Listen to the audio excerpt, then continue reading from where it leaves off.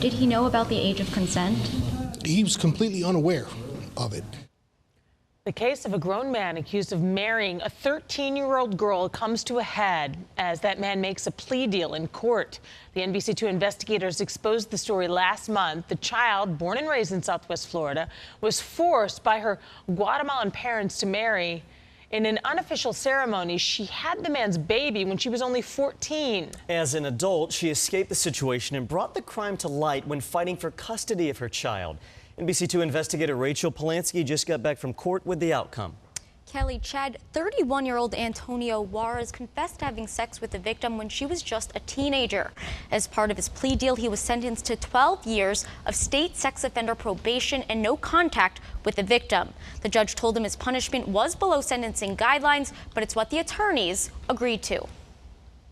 A young girl forced to marry a grown man right here in Southwest Florida. When I was 13, my parents made me marry a 25-year-old man. When the NBC2 investigators interviewed her last month, her pain was so fresh. She asked us not to use her real voice or name in our story. But these are her words, spoken by another woman. I thought it would be just for a couple of days, and then I realized it was gonna be forever. Her astonishing Lee County custody case brought the issue of child marriage out in the open. Do you worry that there are similar cases happening right now, going undetected? I'm sure there are. Right here in Lee County? Right here in Lee County. The young woman's parents and illegitimate husband came to the U.S. from Guatemala, which has one of the highest child marriage rates in Latin America. But she was born in the U.S., and even though she went to school in Lee County, her life as a child bride remained a secret until she met attorney Tony Latino. When I asked her how old the father was,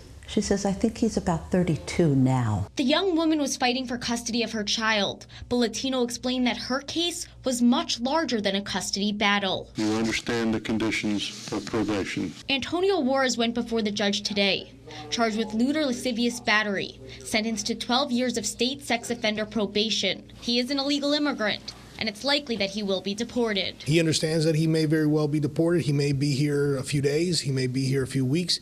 It may go a few years. I've seen cases even more serious than this one where ICE has not picked up and deported the individual. Of course, as of a few months ago, I think things are changing, and once small possibilities are now almost infinitesimal. As for the victim, she wants Juarez to stay away from her and her child. Latino read a statement on her behalf. She feels that she was not the only victim in this matter, that the child was also a victim. The victim now has a petition to disestablish paternity in Dependency Court. Please leave them both alone.